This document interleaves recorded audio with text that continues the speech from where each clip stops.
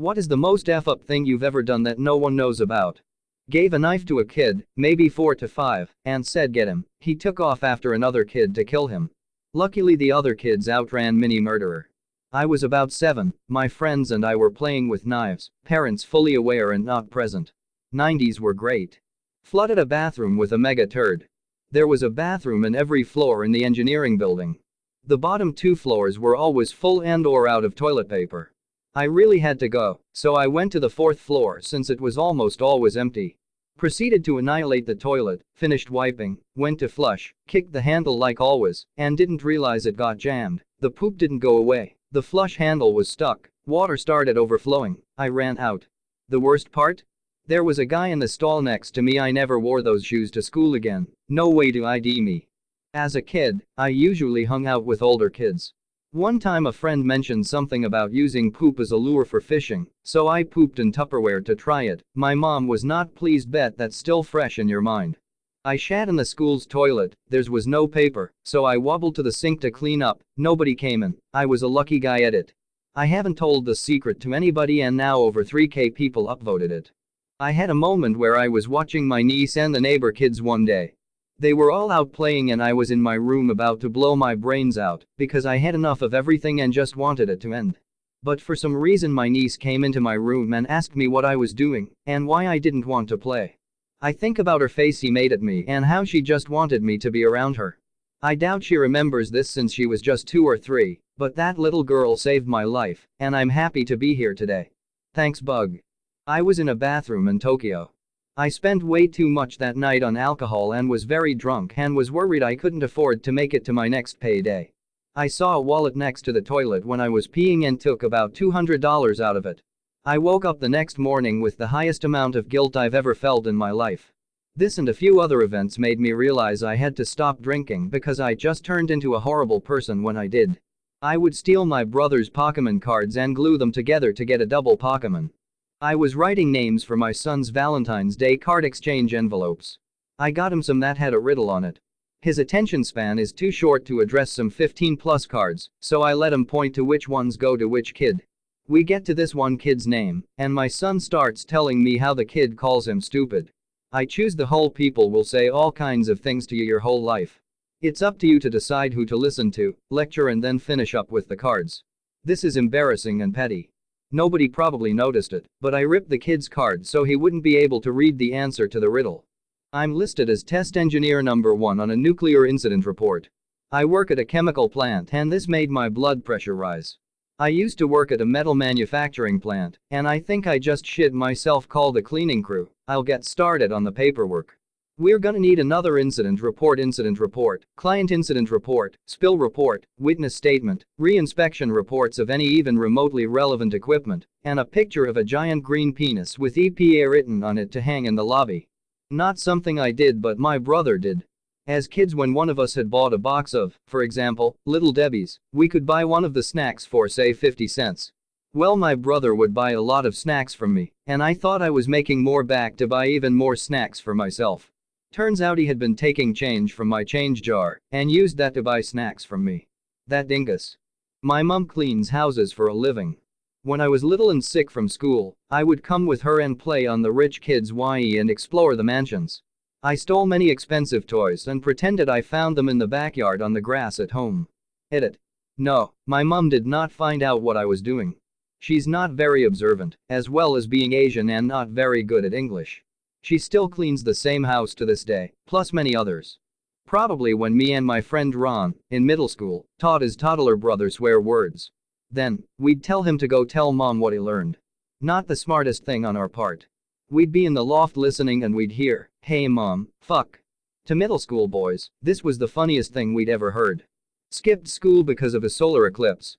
I was so afraid that I would accidentally look into the sun and go blind that I pretended to have nausea and told my mom I shouldn't go to school. She believed it so I could stay at home during the eclipse. Next day my classmates told me that the teacher brought them special glasses so they could watch the eclipse together instead of studying. T report, incident report, client incident report, spill report, witness statement, re-inspection reports of any even remotely relevant equipment, and a picture of a giant green penis with EPA written on it to hang in the lobby. was in Cub Scouts, who did fundraisers for scout activities. We'd hang out at the entrance of a supermarket with a poster board about the event and a jar, and people would put change and bills in it. We also counted the money and turned it into the troop. We noticed it was like $300 plus dollars from a full day of chilling in the shade and hyping up the soapbox derby or whatever. Well, one summer my friend and I decided to put on our uniforms and hang out to fundraise for a camping trip that didn't exist. We hung out for about 4 or 5 hours before we lost our nerve and split. Got about $200. Some old lady also wrote us a check for $50, but it was made out to the scouts, and neither of us had the balls to try to cash it. When I was 10, my at the time 5-year-old cousin had these 10 disgusting cloths that he needed to hold to sleep. Every night he would count his cloths to make sure all 10 were present and then hug them to sleep. They were so gross. They were originally white, but because he carried at least one of them around everywhere, they were all stained and dirty. He also refused to let anyone touch or wash them ever because they'd smell wrong. He had a favorite cloth which smelled the best to him, or something that he would usually pick to carry around. Anyway, the kid was a brat and kept lying to our grandma that I was picking on him because he enjoyed watching her yell at me. So I got mad one day and stole his favorite cloth and hid it. He threw the biggest tantrum, and the whole family was out searching for it. No one ever found the cloth. Haha. Walking home from school, I was maybe 13 to 14, mid-90s, I saw a turtle beside the road. Upon closer inspection, its shell was really badly torn up, cracked all over, scraped up, and oozing blood. But the little guy was still alive. I had a shitty friend at the time who was the type of kid to own weird animals. He lived just down the road and we usually walked together, but he wasn't at school. I took the turtle to him to see if he knew how to help it. He just laughed and casually said that he's the one who hurt it, and he'd thought it was dead, so he left it behind. Before I knew what he was doing, he'd stabbed it with his pocket knife and threw it as hard as he could into the woods behind his house. I wasn't able to find it. So I guess it was fucked up that I inadvertently delivered this creature into the hands of the person who tried, and failed, to murder it once, then watched while he presumably finished the job. He shills for an MLM now and tried to recruit me on FB a couple of years back. Matt, if you read this, I hope you choke on a dick and die, you stupid pile of worthless fuck. When I was around 10 to 12, I stayed at my cousin's house in an apartment. After everyone had gone to bed, I felt the sudden urge to shit. I didn't want to wake anyone though, so instead of using the toilet, I laid down some paper towels on their deck, shat on those, then flung them off the side of the deck, about 5 stories high. When I was in college, my boyfriend cheated on me with a girl I knew. Looking back, she was very insecure, and I think taking my boyfriend was validation for her and made her feel wanted, although I know now you can't take anyone who doesn't want to be. A lot of her self-esteem came from her interactions with guys. I was devastated and furious with them both. She and my boyfriend started dating after our breakup but fizzled out quickly. A few months pass and I get chatting to a casual guy acquaintance who doesn't know about my cheating drama. He asks if I know girl, as he quite likes her and is thinking about asking her out. I don't really know what came over me, but I tell him she's lovely and really sweet, and I really feel for her, as a lot of people can be mean to her. When he asks why, I hesitate and tell him I've said too much and make a big show about not meaning to let that slip out. After much cajoling and pushing from him, I give in and swear him to secrecy, telling him gently that she is known for having a particular severe case of genital warts, which flare up when she's stressed. People know about it and have been cruel to her about it before.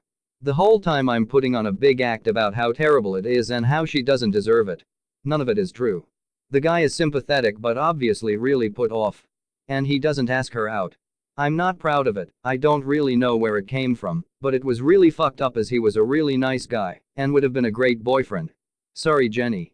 When I was young, I had a Mountain Dew cap with a $10 reward, and I kept it for keepsake.